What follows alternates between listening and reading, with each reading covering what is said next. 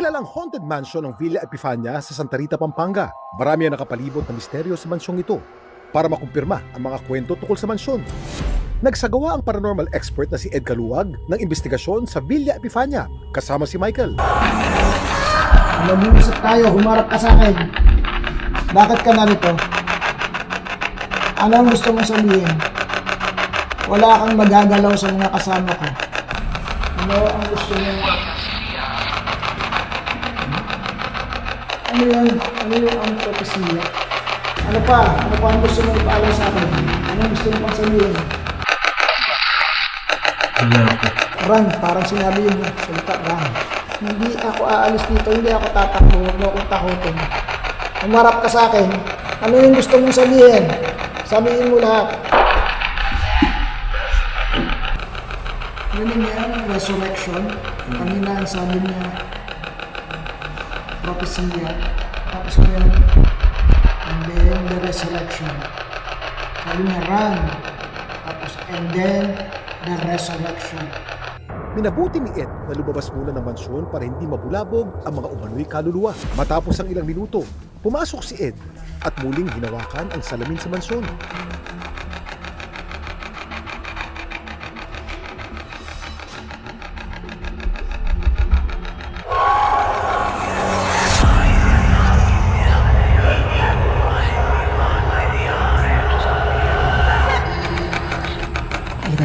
Halika na.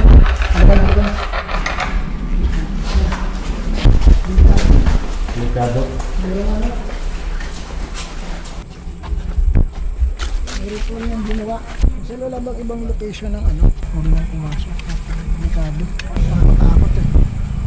Iba yung ano, may ginawang ritual sa dungeon. Alam mo yung pinakita sa akin, ibinitin yung tao. Nakabitin. Tapos, dito, glaslas. Minabuti ng aming grupo na itigil ang investigasyon sa loob ng Villa Epifania para sa kaligtasan ng lahat. Sa umpisa pa lang, medyo mabigat yung pakaramdam dun sa paligid. Kaso, scattered sila. Alam mo yung parang nagulat, tapos nagtakbuhan, punta sa iba't ibang lugar. And then merong bumubulong sa akin. Continuously, merong umiiyak na parang dumadaing. Naririnig ko. Kaya lang hindi ko pa matukoy kung saan. Up to the point na nahawakan ko yung isang gamit, yung may salamin. Tapos doon niya pinakita sa akin yung underground parang dungeon. Hindi ko naman alam na mayroon pala talagang dungeon dito. Akala ko yan na yung kabuuan. Hindi ko alam kung bakit nila ako nilulure, pinapasunod, pinapupunta kung sinasabi nila sa may malaking salamin. Yung paggamit ko ng EVP, yung kasi yung way na naisip ko para makakuha tayo ng sagot. So nung paggamit ko ng EVP, merong mga sumagot. Kaya lang medyo na-puzzled ako dun sa mga pumasok na sagot. Tapos may warning pa na sabi run. So pinapalabas tayo, pinapatakbo. So parang alarming para sa akin yun. Kasi first time kong pumasok sa isang bahay, sa isang lugar na merong nag-warning ng run. Sa mga ganitong pagkakataon, ang payo ng simbahan, Pag sinabi yung ghost, spirit. Now, all the spirits of the dead do not return to earth unless merong special message na pinapadala ang Diyos.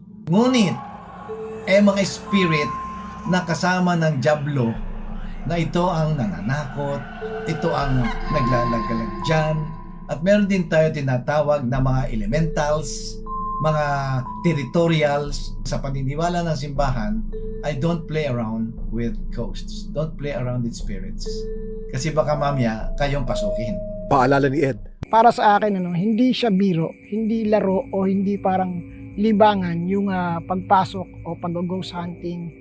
When you say kasi hunting is parang ikaw yung humahanap sa kanila. Merong mga entities na akala mo ay hindi kanya ma-harm dahil lumabas ka ng maayos, pero in the near future ay pwedeng may mangyari sa'yo. Eventually, magmamanifest yan sa katawan mo unless you know how to cleanse perfectly at alam mo yung proper way of cleansing your body, cleansing your aura, cleansing your soul.